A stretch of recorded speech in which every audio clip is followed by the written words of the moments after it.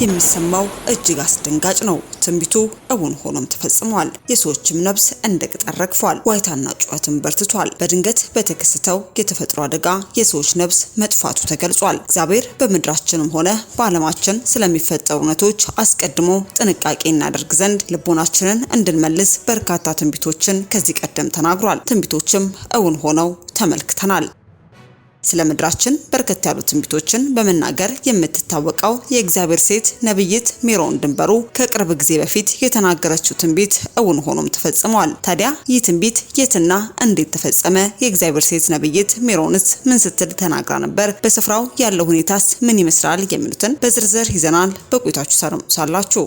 በሌላኛው መረጃችን በአዲስ አበባ ምን ሊፈጠር ነው? ራሳችሁን አዘጋጁ። በመዲናችን አዲስ አበባ ከፍተኛ መነጋገሪያነትና ስጋትን የፈጠረው አስደንጋጩ የሃይማኖትና ፖለቲካዊ ውዝግብ ከፍተኛ ድንጋጤን ፈጥሯል። በሰላሟ በምትታወቀው የበርካታ እምነቶች መናኸሪያ የሆነችው አዲስ አበባ ከተማ ላይም የእስልምና እምነት ተከታይ ህዝቡን ስጋት ላይ የጣለ አልፎ ተርፎም ወደ ከፋ የሃይማኖትና የብሔር ግጭት ሊያመሩ የሚችሉበት አስፈሪ መልእክቶችም ተላልፈዋል። አዎ ጠላቶች ነን የሚል ግልጽና ቀጥተኛ የሆነ መልእክትን የተላለፈ ሲሆን ታዲያ ይህ በአሁኑ ሰዓትም የተቀሰቀሰውና መላውን ሀገር እያናወጠ ያለው አስፈሪና አስደንጋጭ አጀንዳም ፍጻሜው ምን ሊሆን እንደሚችል ከዛሬ 8 ዓመት በፊት ጌታም በግልጽ ተናግሯል። ጌታ በባሪያው ማስረሻ በላይ አንደበትም በአዲስ አበባ ከተማ ላይ ጥቃትን ለማድረስ የተዘጋጁ አሉ፣ በከተማዋ ላይ ፍንዳታዎች ይሆናሉ፣ የአክራሪ ሙስሊሞች አጀንዳ አለ፣ ሃይማኖቱን በግድያ ማስፋፋት ነው በማለትም የተናገረ ሲሆን ታዲያ ይህንንም ወሃቢያ በሚል መጠሪያ እየተፈረጁ ያሉ አካላትም በአዲስ አበባ ላይ ሊፈጽሙ ያሉት ከፍተኛ ስጋትንና ድንጋጤንም ፈጥሯል። እኚህ አካላት በአዲስ አበባ ላይ ምን ሊፈጽሙ እየተዘጋጁ ይሆን? የዚህ ጭንቅ ፍጻሜስ ምንድነው? በኢትዮጵያ ላይ ስር ሰዶ ይዞት የሚመጣው ከባድና አስፈሪ ነገር ምን ይመስላል? የሚሉትን በዝርዝር ይዘናል። እንዲሁ በቆይታችሁ ታደምጡታላችሁ። እስከ መረጃው ፍጻሜ አብራችሁን ቆዩ።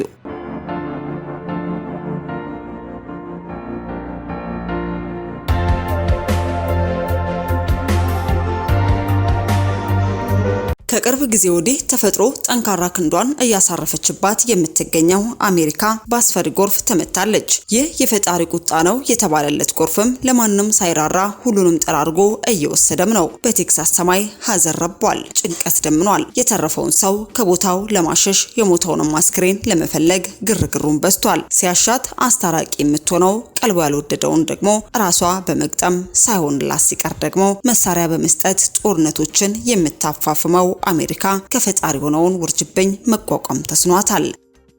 ቴክሳስ እንዳልነበር ሆናለች። ሜዳዎች ወደ ወንዝነት ተቀይረዋል። ለትዝታ እንኳን አንዳች ነገር ያላስቀረው ጎርፍም እርግብ እንኳን የምታርፍበት ቅርንጫፍ ሳይቀር ሁሉንም ሰልቅጦ ጦታል። ሰውን ጠራርጎ መድረሻ ወደሌለው ጥልቅ የሚያመራው ጎርፍም የበርካቶችን ሕይወትም ነጥቋል። ቤት ንብረት እያንሳፈፈ የሚጓዘው ጉልበታም ውሃም ብዙዎችን አራቅቷል። በኃይል የታጀበው ጎርፍ ምድርን ሊውጥ የሚንደረደር ይመስል ያገኘውን እየጠራረገም ይጓዛል። ሀገሪቱ ለመርገጥ የሚሆን ቦታ እንኳን ሳይቀርላት ውሃም ሸፍኗታል። ሁሉም ነገር እንዳልነበር ሆኗል። ተፈጥሮ በድርድር ማስቆም እንደማይቻል ፈጣሪንም ዘመናዊ የጦር መሳሪያ እንደማያስቆመው ቴክሳስ መስክራለች። ተንጠላጥሎ እንኳን ለመትረፍ የሚሆን ዛፎች ሳይቀሩ የተዋጡበት ይህ አስፈሪ ጎርፍም በቅስፈት ነገር ዓለሙን እንደባልቆታል። ከፍ ያለው አፍ ያለው አስፈሪ አውሬ የሚመስለው ውሃም ሰውን እየዋጠ ሲጓዝ ማየት፣ ምንም የማያውቁ ህፃናት ማምለጫ ጠፍቷቸው ሲጨነቁ መመልከት፣ ለዓመታት የተለፋበት ንብረትም በብርሃን ፍጥነት ሲተን መመልከት እጅግ የሚያሳዝን ክስተት ነው። በቴክሳስ ግን ይህ ሁሉ በአንድ ጀንበር ሆኗል። ይህ ሁሉ ጥፋት ከመፈጸሙ በፊት ግን ቴክሳስ ወደ ሐይቆች ስብስብ ከመቀየሯም አስቀድሞ የቴክሳስ ሰማይ ሰላማዊ ነበር። ዓለምን ያሳዘነው መረጃ ከመፈጸሙ በፊትም ነዋሪዎች አስደንጋጩን የጎርፍ አደጋ ከመጋፈጣቸው አስቀድሞም ፀሐይ እንደወትሮ ብርሃኗን ለፍጥረት ሰጥታለች። በየቦታው ህይወት ፈክታም ነበር። የከተማዋ ነዋሪዎች የቀኑን መንጋት በምስጋና ተቀብለው በፀሐይዋ ብርሃን ተስፋን ሰንቀው የዕለት ተዕለት ኑሯቸውን ጀምረዋል። ከተማው እንደወትሮ በመኪና እንቅስቃሴ ተሞልቶ ገጠሩ በገበሬውና በከብቶች መስተጋበር ደምቆም ነበር። ነገር ግን ልክ እንደተከፈተ የገሃነም በር ሁሉም ሰላምና ብርሃን በአንድ ብልጭታ ጠፋ። ሰማዩ በአንድ አፍታ ወደ ጽልመት ተቀየረ። ፍጥረት ያሸበረው የነጎድጓድ ድምጽ ድንገት አስተጋባ። ንፋስ ከመቼውም ጊዜ በላይ በኃይል እየመጣ ዛፎችን በኃይል መወዝወዝ ጀመረ። የአየር ሁኔታው በቅስፈት ተለወጠ። ዝናብ እንደወትሮ ዘንቦ የሚያባራ አርጥቦ የሚያቆም አልነበረም። የሰማይ ደጆች በሙሉ የተከፈቱ ይመስል ከሰማይ ውሃ ሳይሆን መዓት መውረድ ጀመረ። የከተማዋ ሰላማዊ ድባብ ተለወጠ። ሳቅ ወደ ጩኸት ተቀየረ። ደስታ ወደ ሐዘን አመራ። በቴክሳስ ግዛት ሂል ካንትሪ የጣለው ይህ ከባድ ዝናብ ከተማዋን እያገላበጠ እንደሆነ የተገለጸ ሲሆን ከስፍራው ሸሽተው የወጡም በመጠለያ ስፍራ ተጠልለው መገኘታቸውም ተገልጿል። በዚህ የጎርፍ አደጋም የሁለት ሰዎች ነፍስ የጠፋ ሲሆን የ65 ዓመት ሰውም ጠርጎም ወስዷል። ታዲያ ይህ ከመሆኑ አስቀድሞ ጌታ እግዚአብሔር ግን በባሪያው አንደበት ትንቢቱን የተናገረ ሲሆን ትንቢቱም እንዲህ ባለ መልኩ ቃል በቃልም ተፈጽሟል። ነብይት ሜሮን የተናገረችው ትንቢት ምን ነበር? ከአንደበቷ አድምጠን እንመለስ። ሁልጊዜም እግዚአብሔር የሚናገረኝን ሀገራዊ መልእክቶች በግሌ ብዙ ጸልዬ የማልፋቸው መልእክቶች አሉ። ግን እግዚአብሔር እንደዚህ በሀገር አቀፍ ደረጃ እንዲጸለይ የሚያስፈልጉ ርዕሶች ሲኖሩ ነው ወደ እናንተ የምመጣው። ሌላው በአሜሪካ ላይ ያየሁት ከፍተኛ የተፈጥሮ አደጋ ነው። ሁለት አይነት የተፈጥሮ አደጋ። አንደኛው ልክ እንደ አውሎ ንፋስ ነው። ከፍተኛ ንፋስ ተነስቶ ጥፋት ሊያደርስ ሲል አየሁ። ሌላኛውም የተፈጥሮ አደጋ ነው ያየሁት። ስለዚህ ስለ አሜሪካንም በእግዚአብሔር ፊት አጥብቀን እንጸልይ። ታዲያ ከባድ የጎርፍ አደጋ አሁን ላይ የቴክሳስን አንዳንድ ክፍሎች ማውደሙም ተገልጿል። ሰፈሮች በውሃ ተወስደው ቤቶች ወድመዋል። መንገዶችን አጥቦና በሺዎች የሚቆጠሩ ነዋሪዎችም ለቀው እንዲወጡም አስገድዷቸዋል። ቤተሰቦች የሚወዷቸውን ሲፈልጉና አስቸጋሪውን የማገገም ሂደት ሲጀምሩም የፍለጋና የማዳን ቡድኖችም ሌት ተቀን መስራታቸውንም ቀጥለዋል። ታዲያ በተለያዩ ስፍራ ያላችሁ ቅዱሳንም ሌላ የተነገሩ ትንቢቶችም ከመፈጸማቸው አስቀድሞ በእግዚአብሔር ፊት በንስሐና በጸሎት እንውደቅ። አስከትለን ወደ ያዝንላችሁ መረጃችን ስናልፍ በአሁኑ ወቅት በአዲስ አበባና በተለያዩ ማህበራዊ ሚዲያዎች ላይ ከፍተኛ መነጋገሪያና ስጋትን እየፈጠረ ስላለው አስደንጋጩ ሃይማኖታዊ ፖለቲካዊ ውዝግብ እንዲሁም የሀገሪቱን የስልጣን መንበር ጭምር እንደሚቆጣጠሩት ከዛሬ 8 ዓመት በፊት የእግዚአብሔር ሰው አገልጋይ ማስረሻ በላይ ጌታን ሰምቶ ስለዚሁ አስፈሪ ዘመን የተናገረውን ትንቢታዊ መልእክት ጋር ልንቃኘው ወደን መረጃውን እንደዚህ አዘጋጅተነዋል። በአንጻራዊ ሰላሟ በምትታወቀውና የበርካታ እምነቶች መናኸሪያ በሆነችው አዲስ አበባ ከተማ ላይ በታዋቂው ጸሐፊ አህመድ ጀቢል የተጋራው አዲስና እጅግ ኃይለኛ ቃላት የተሞላበት ጽሑፍ ከፍተኛ የህዝቡ መነጋገሪያ ሆኗል። ይህ ጽሑፍ በውስጡ የያዛቸው ጠንከር ያሉ ሀሳቦች ህዝቡን ስጋት ውስጥ የከተቱና አልፎም ወደ ከፋ የሃይማኖትና የብሔር ግጭት ሊያመሩ የሚችሉ አካሄዶች እንደሆኑባቸውም በርካታ ታዛቢዎችና አስተያየት ሰጪዎችም ስጋታቸው በስፋት እየገለጹ ይገኛሉ። ጸሐፊው አህመዲን ጀበል አዎ አሮጌውና ኋላ ቀር አስተሳሰብ ጋር በእርግጥም ጠላቶች ነን በሚል ግልጽና ቀጥተኛ በሆነ ርዕስ በጀመረው ጽሑፍም የኢትዮጵያ ሙስሊሞችና ሌሎች የተገፉ ማህበረሰቦችም ይህች ሀገር የሁላችንም ናት፣ ማዕድኑን በፍትሃዊነት እንጋራ የሚልም የእኩልነት ጥያቄ ሲያነሱ አንዳንዶች ነገሩን ሀገር የማፍረስ ያክል አክብደው እንደሚያራግቡትም ይገልጻሉ። አክሎም የጋራ ሀብትን ብቻውን መብላት የለመደ ሰው አብረን እንብላ ሲባል እርሱን ለማስራብ የተሴረ ይመስለዋል በሚልም ጠንካራ ትችትም ሰንዝሯል። የጸሐፊው ዋነኛውና ጠንካራ ተቃውሞዎች የሚያነጣጥሩትም በ1999 ዓመተ ምህረት በተደረገው የህዝብና ቤት ቆጠራ ውጤትም ላይ ነው። አህመዲን ጀበል የቆጠራውን ሪፖርት በሁሉም ስፍራ የሙስሊሙን ቁጥር ሆን ተብሎ ዝቅ አድርጎ አቅርቧል ሲልም ይከሳል። በተለይም የሙስሊሞች ቁጥር በኦሮሚያ ክልል 47.5%፣ በቤንሻንጉል 45.4%፣ በአዲስ አበባ 16.2% እና በአማራ ክልልም 17.2% ተደርጎ መቅረቡ ማህበረሰቡን ፍትሃዊ ውክልናና የሀብት ክፍፍል የነፈገ የፖለቲካ ሸፍጥ ነው ይላል። በወቅቱ ለተነሳው ተቃውሞ የስታቲክስ ባለስልጣን አመራር ሙስሊሞች መሬት ላይ ብዙ መስለው የሚታዩት ሂጃብ ስለሚያደርጉ ነው የሚል አስቂኝ ምላሽ ሰጥተው እንደነበረም በማስታወስ ሂደቱ ግልጽነት የጎደለውና ለ10 ዓመታት በበጀት በትምህርት ቤት በጤና ተቋማት ግንባታ እንዲሁም ለመስጊድና መቃብር ቦታ የሚሰጠው መሬት ለማሳጣትም ትልቅ ምክንያት ሆኖ መቆየቱ በግልጽ ይሞግታል። አህመዲን ጀበል በመቀጠልም የሀገሪቱ ታሪክ ሙዚየሞች፣ ብሔራዊ ምልክቶችና የአደባባይ ስያሜዎች በሙሉ የሁሉንም ዜጎች ማንነት በእኩልነት ማንጸባረቅ እንዳለባቸውና ኢትዮጵያዊ የሚል ስያሜ የአንድ ወገን ብቻ የግል ንብረት ሆኖ ሊቀጥል እንደማይችልም ይገልጻል። ጽሑፉን ሲያጠቃልልም በህቡ ስትዶሉቱና ስታስዶሉቱ ቋጠሯቸውንም በመፍታትና ወገን እንዲነቃ በማሰልጠንም ላይ አለን በማለትም ከዚህ በኋላ ህዝበ ሙስሊሙን ወዘተ በሚባል የመደበቂያ ቅርጫት ውስጥ ታጭቆ መቀጠል እንደማይቀበል ይህንንም ጠባብ አስተሳሰብ ካለው አካል ጋር በእርግጥም ጠላቶች ነን ሲልም ጽኑ አቋሙንም አስታውቋል። ይሁን እንጂ ይህ የአህመዲን ጀበል ጽሑፍ በሌላኛው ወገን ላይ ከፍተኛ ድንጋጤና ማህበራዊ አለመረጋጋትንም ፈጥሯል። ኮምቦልቻ ኢንሳይደር የተባለ የፌስቡክ ገጽና በርካታ ታዛቢዎችን ይህንን አካሄድም የውሃቢያን ጽንፈኛ ቡድን ድብቅ አጀንዳ ነው ሲሉም አጋልጠውታል። እንደ አስተያየት ሰጪዎች ገለጻ ቡድኑ በባዕዳን ሀገራት ከፍተኛ በጀት እየተደጎመ የሀገሪቱን የሰሜኑ ክፍል አለመረጋጋት እንደ መልካም አጋጣሚ በመጠቀምም የኢትዮጵያ መንግስት መዋቅር የማፍረስ የሸሪያ መንግስትን ለመመስረት ሌት ተቀን እየሰራም ይገኛል። ይህ የውሃቢያ ቡድን ለተከታዮቹ አእምሮ የመቆጣጠር የማመዛዘን አቅምን የማሳጣትና እምነትን የመሸርሸር የ6 ወራት ድብቅ ስልጠናዎችን ሰጥ መቆየቱን የጠቀሰው ኮምቦልቻ ኢንሳይደር አሁን ላይ ሰልጣኞቹን ከተለያዩ ታጣቂዎች ጋር በማቀናጀት በንጹሃን ላይ ሽብርና ግድያ እየፈጸሙ ነው ሲል ይከሳል። በተለይም የወሎዋ ኮምቦልቻ ከተማ፣ ሐይቅ፣ አርሲ፣ ወለጋና ስልጤ የዚህ እንቅስቃሴ ስልታዊ ማዕከላት እንደሆኑና ለጦር የሚያስፈልጉ የጦር ቁሳቁሶች በከፍተኛ ሁኔታ እየተከማቹባቸው እንደሚገኙ ተገልጿል። ታዛቢዎቹ እንደሚሉት ይህ አካሄድ ቀደም ሲል የሶማሊያ የአልሸባብ መነሻ የሶሪያን የየመንና የሊቢያ ማዕከላዊ መንግስት ያፈረሰውና ሀገራትን ወደ እልቂት የከተተ አደገኛ መረብም ነው። በመሆኑም እሳት ሳይበረታ በጊዜ መጥፋትም አለበት በሚል መርህ መንግስት የዚህን ቡድን ድብቅ የስልጠና መረቦችና የገንዘብ ምንጮች በአስቸኳይ ማድረቅና የሀገሪቱን ሰላም ደህንነት ማስከበር እንዳለበት በከፍተኛ ድምጽ እየጠየቀም ይገኛል።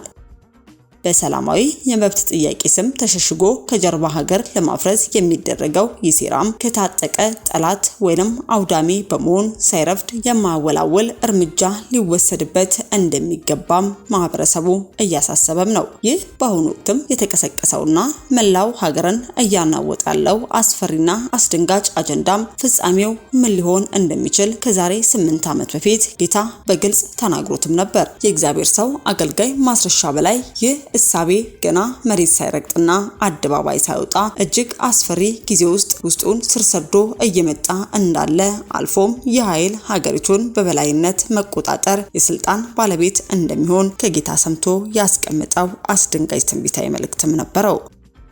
የአሁኑን አጀንዳና በህዝብ መካከል የተፈጠረውን መጠራጠርና ፍርሃት በዚህ መልኩ በዝርዝር ካስደመጥናችሁ ቀጥለን ከዛሬ 8 ዓመት በፊት የእግዚአብሔር ሰው አገልጋይ ማስረሻ በላይ ጌታ ተናግሮት የነበረውን ያንን አስደንጋጭ ትንቢታዊ መልእክት ምን እንደሚል በጥቂቱ እንመልከት።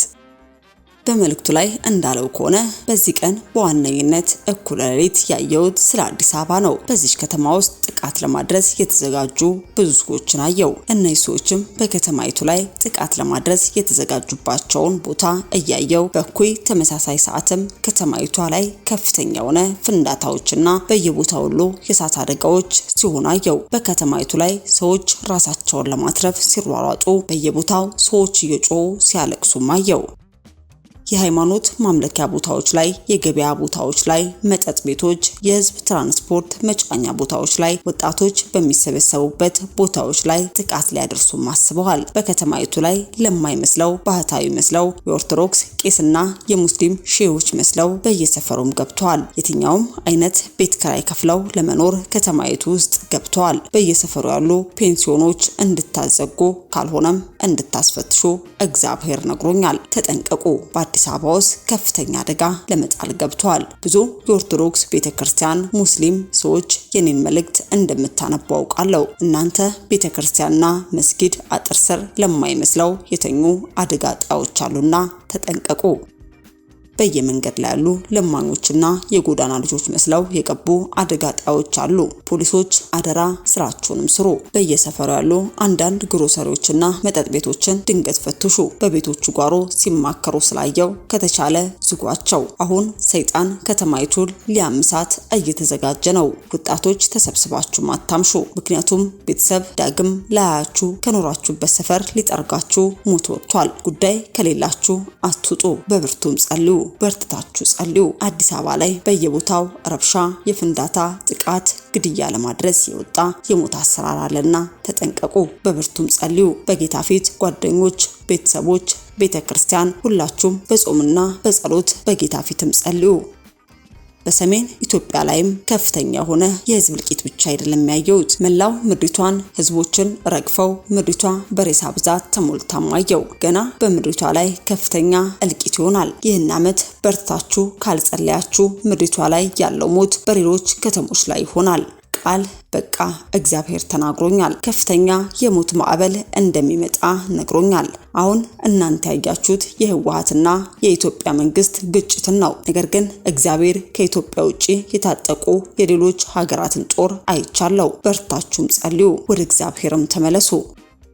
በዚህኛው ዓመት በአዲስ አበባና በሌሎች ከተሞች ከፍተኛ የሆነ የሽብር ጥቃት ለመፈጸም ይወጡም አሉ።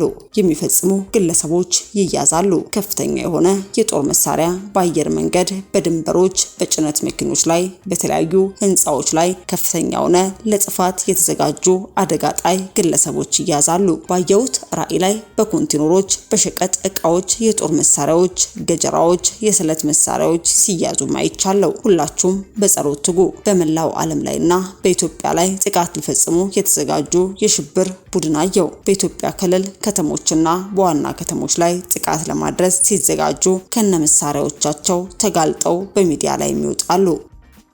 እንዲሁም በቤተ ክርስቲያን ያለው አመጻና ድፍረትም በጣም በዝቷል። እግዚአብሔር ጆሮን ጭው በሚያደርግ ቅጣት ሊገባም ነው። በቤተ ክርስቲያን ላይ በሚመጣው አስደንጋጭ ቅጣት የማያምኑት እንኳን እስከሚደነገጡ ድረስ የጌታዬ የቁጣው እጅ ሊመጣ ነው። ተውት፣ አገልግሎት ይደርሳል፣ እኛ እንስተካከል። እጅግ ጉድ የሚያስብሉ ሞቶች አገልጋዮች ጋር ይበዛል። ቤቱን ሊያጸዳም ነው። ያልጠበቀ በሰው ፊት የማይሞሉ ሰዎች ሊያነሳም ነው። በተለይ አገልጋዮች ተጠንቀቁ፣ ተመለሱ። ህዝቡን መዝረፍ፣ ወንጌል የሚመስል ወንጌል ያልሆነ ትምህርትን እያስተማራችሁ ነው። ቤቱን የወንበዴ ቤት አድርጋችሁታል። ለመስማት የሚዘገንን ነገር አሁን ቤተክርስቲያን ላይ መሆንም ይጀምራል። በብርቱ መጸለይ ካለብን ጉዳዮች አንዱም በኢትዮጵያ ላይ ስላለው የሃይማኖት ችግር ነው። ኢትዮጵያ ላይ ያለው የሃይማኖት ችግር ምንጩ ዘረኝነት ሳይሆን ከአረብ ሀገራት የሚነሳ የተቀናጀ የአክራሪ ሙስሊሞች አጀንዳ ነው። ከመካ ቀጥላ ከፍተኛ የእስልምና ሃይማኖታዊ ትምህርት ስኮላርሺፕ የሚሰጥባት የእስልምና ሃይማኖት ዋና መናገሻ በማድረግ የበላይነትን ማሳየትም ነው። በኢንቨስትመንት፣ በትምህርት፣ በትልልቅ የእርዳታ ተቋማት በኢትዮጵያ ገጠሮችና የክልል ከተሞች ሃይማኖቱን በግድያና በእርዳታ ማስፋፋት ነው። በኢትዮጵያ ላይ ለጥቂት ጊዜ በኢኮኖሚና በሃይማኖቱ ሰበካ አለልክ ከፍ ብሎ ገኖ ይታያል። ነገር ግን ዳግም መታሰቢያ እንዳይኖረው አድርጎ እግዚአብሔር ኃይሉን ይሰብረዋል። ብዙዎችም ወደ እግዚአብሔር መንግስት ይመጣሉ። በተደጋጋሚ እግዚአብሔር የተናገረኝ ነገር አለ። ህዝቡ ልቡ እልከኛና አስመሳይ ነው፣ አይመለስም። ያልሆነውን የሚሆን ውሸተኛና ዘረኛ ነው። በስም እንጂ ማንነቴን የማያከብር ትውልድ ነው። ህይወቱን በጠፊ ዓለም የለወጠ እውነትን የማይቀበል በተንኮለኝነት የሚኖር ነው። አሁንም ጥፋትን እያየ ልቡን በማደንደን ደምን ለማፍሰስ እግሩ የፈጠነ ነው ብሎኛል። እንመለስ በማለትም የእግዚአብሔር ሰው ማስረሻ በላይ እንዲህ ባለ መልኩ ትንቢትን ተናግሮ ነበር። ታዲያ እውን በመዲናችን አዲስ አበባ ላይ እጅግ የተፈራው ነገር ይከሰት ይሆን? ፍጻሜውን ተከታትለን ወደ እናንተ የምናደርስ ይሆናል። ውድ የሻሎም ቲዩብ አድማጭና ተመልካቾቻችን ለሰዓቱ ያዝንላችሁ መረጃ ያደመጣችሁትን ይመስል ነበር። በሌላ አዳዲስ መረጃ እስከምንገናኝ መልካም ቆይታ